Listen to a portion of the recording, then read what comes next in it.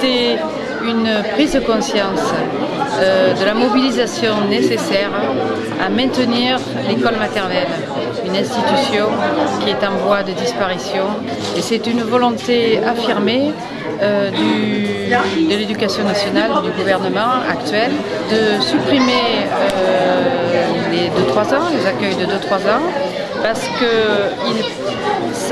fait une différence entre le besoin de garde des parents, qui est effectivement imminent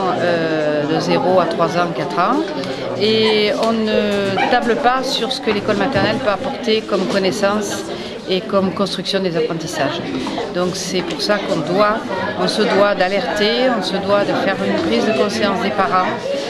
de l'importance de défendre et de maintenir cette école maternelle.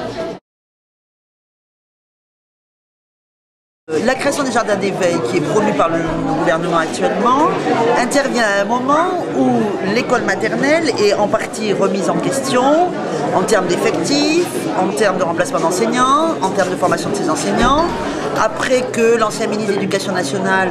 ait signifié que les enseignants maternels ne savaient que changer des couches et faire la sieste à leurs enfants. Et elle intervient à un moment aussi où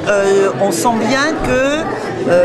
garder une école publique pour tous est remis en cause dans le cadre global de la casse des services publics.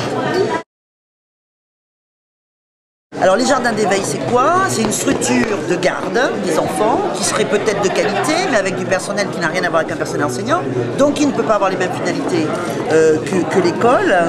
et qui vise donc à garder des enfants avant qu'ils n'aillent à l'école pour les préparer à l'école. Or, il n'y a de meilleure préparation à l'école qu'elle-même. D'autant que c'est une structure à caractère privé, donc payante, ce qui va éliminer une partie de la population, ou qui va peser sur les collectivités territoriales qui elles-mêmes voient leur budget considérablement réduit.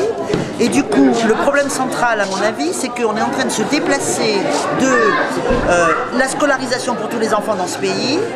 à une réduction à une garde seulement, alors que l'école elle est essentielle dans la suite du parcours des enfants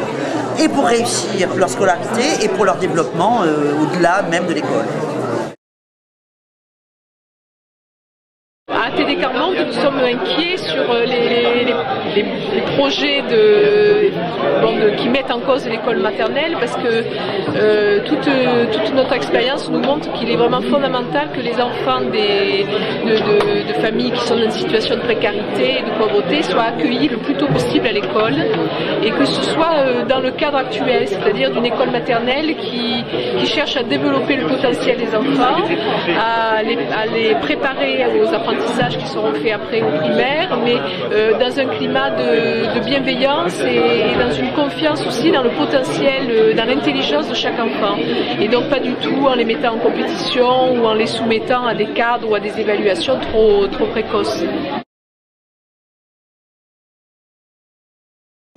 C'est une richesse parce que c'est un lieu où on forme effectivement les enfants, où pour former les enfants il y a besoin de rassemblement d'intelligence, dans la mesure où c'est une formation qui s'effectue sur plusieurs années, qui est en lien étroit avec la formation qui est donnée ensuite dans les écoles élémentaires, et parce que tout montre aujourd'hui que plus tôt l'enfant est effectivement formé,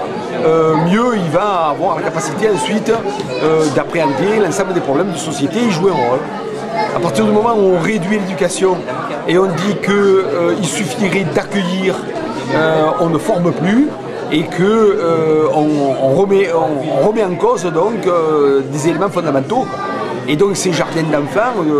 nient quelque part la nécessité d'une qualité de la formation et nient aussi le rôle que peut jouer plus tard ce jeune enfant devenu individu dans la société. C'est donc quelque chose de très logique dans la société du profit que nous vivons aujourd'hui.